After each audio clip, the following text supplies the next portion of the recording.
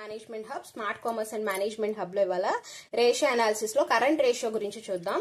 Current ratio అంటే ఏంటి అంటే అది ఏం కనుక్కుంటది అంటే, రేషియో అంటే ఏంటి, ఏదైనా రెండిట్ల మధ్య యొక్క కంపారిజన్ ని చూసేదాన్ని రేషియో అంటాం. అవునా? ఇక్కడ మనం కరెంట్ అసెట్స్ కరెంట్ లయబిలిటీస్ యొక్క కంపారిజన్ చూస్తాం అనమాట. కరెంట్ అసెట్స్ అంటే ఏంటి, ఏదైతే ఈజీగా క్యాష్ కింద కన్వర్ట్ అయిపోయే వాటిని కరెంట్ అసెట్స్ అంటారు. ఓకేనా? కరెంట్ లయబిలిటీస్ అంటే ఏంటంటే విత్ ఇన్ 1 year లో మనం ఎక్స్పెన్సెస్ అనేవి పే చేసే ఉన్న లయబిలిటీస్ అంటే ఎక్స్పెన్సెస్ ని కరెంట్ లయబిలిటీస్ అంటారు. లయబిలిటీస్ అనేవి మీట్ అవటానికి కరెంట్ అసెట్స్ అనేవి సఫిషియెంట్ గా ఉన్నాయా లేవా అని తెలుసుకోవడమే కరెంట్ రేషియో. కరెంట్ అసెట్స్ కింద ఏమేమి ఉంటాయంటే, క్లోజింగ్ స్టాక్ అంటే ఏదైతే స్టాక్ మనకి మిగిలి ఉందో అంటే ఇంకా మనం దాన్ని అమ్మలేదో దాన్ని క్లోజింగ్ స్టాక్ అంటారు. ఓకేనా? ఆ క్లోజింగ్ స్టాక్ డెటార్స్ అంటే మనకి డబ్బులు ఇవ్వాల్సిన వాళ్ళు. బిల్స్ రిసీవబుల్ అంటే ఇంకా మనం కస్టమర్స్ నుంచి రిసీవ్ చేసుకోవాల్సిన బిల్స్. ప్రీపెయిడ్ ఎక్స్పెన్సెస్ అంటే ముందుగానే మనం పే చేసిన ఎక్స్పెన్సెస్ అంటే ఎగ్జాంపుల్ రెంట్ మనం ముందే పే చేసేసాం అనుకోండి 1 month ముందు, అలాంటివి.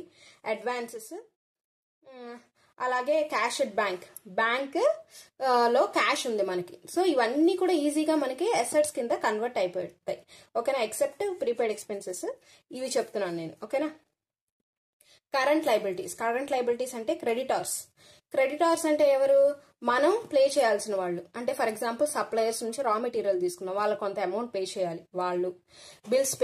బిల్స్ పేయబుల్ అంటే ఏంటంటే ఇంకా మనం కొన్ని బిల్స్ అనేవి పే చేయాల్సినవి ఉన్నాయి, అవి.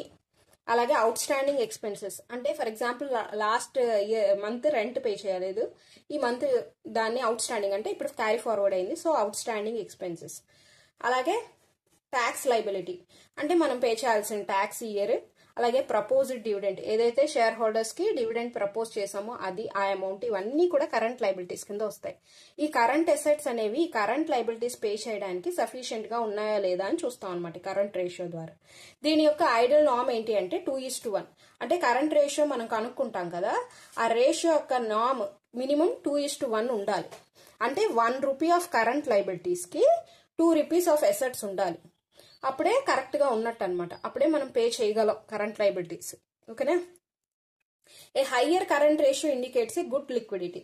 ఒకవేళ కరెంట్ రేషియో ఇంకా ఎక్కువ వచ్చింది అనుకోండి, అంటే మన దగ్గర చాలా లిక్విడ్ క్యాష్ అనేది ఉంది, ఈజీగా మనం ఏవైతే డెట్స్ ఉన్నాయో, ఏవైతే కరెంట్ లయబిలిటీస్ ఉన్నాయో వాటిని ఈజీగా పే చేయగలం.